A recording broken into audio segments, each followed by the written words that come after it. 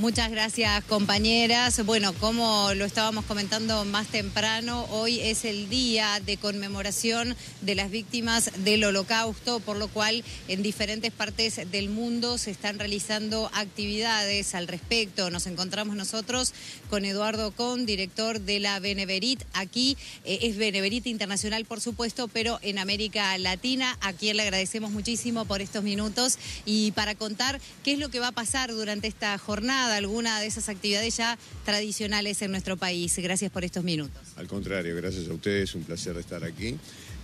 Bueno, desde el 2005, en que la Asamblea General votó que el 27 de enero sea el Día Internacional de Recordación del Holocausto, en Uruguay y en prácticamente todo el mundo se conmemora mayoritariamente en los congresos.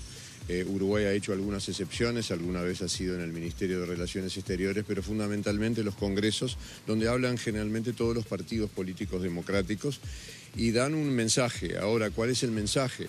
Bueno, en 2005 se fijó esta fecha porque fue el 27 de enero en que las tropas rusas entraron a Auschwitz y encontraron el horror, encontraron las cámaras de gas, los hornos crematorios y sobrevivientes en estados deplorables y empezaron a descubrir lo que había pasado.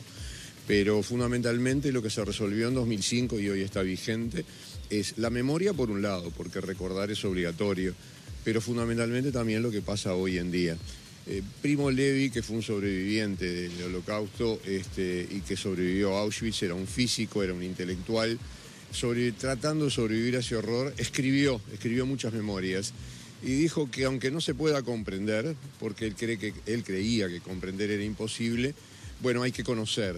¿Por qué? Porque no solo la memoria, porque se puede volver a repetir. Un poco premonitorio. Hoy 2023, no solo el Parlamento uruguayo, calculamos, sino que ya está pasando esta semana en otros parlamentos, en otros países, en otros discursos.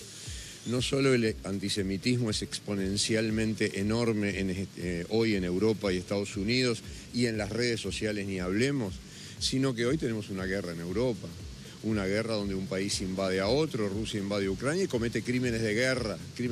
Entonces hoy no se repite, la historia no se repite, pero se copian.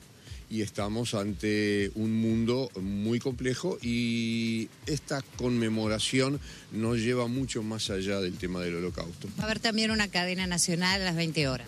Sí, bueno, eso hace más o menos unos 10 años, quizá un poquito menos, no lo recuerdo de memoria.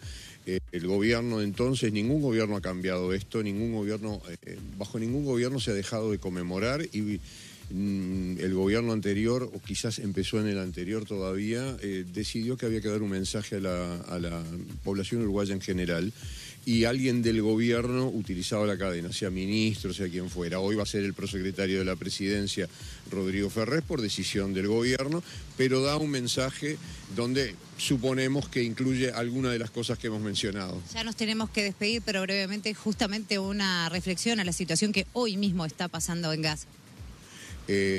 Bueno, en realidad la reflexión es muy sencilla. Vuelvo a Primo Levi. Si no conocemos, somos capaces no solo de difamar, no solo de insultar, no solo de agredir, sino de aumentar el mundo de discriminación que se vive fundamentalmente en redes sociales. Eso es un desafío. Ojalá estemos a la altura del desafío, no solo en este año, sino de aquí en adelante. Muchas gracias por estos minutos. No, gracias a ustedes, un placer. Volvemos con ustedes a Estudios.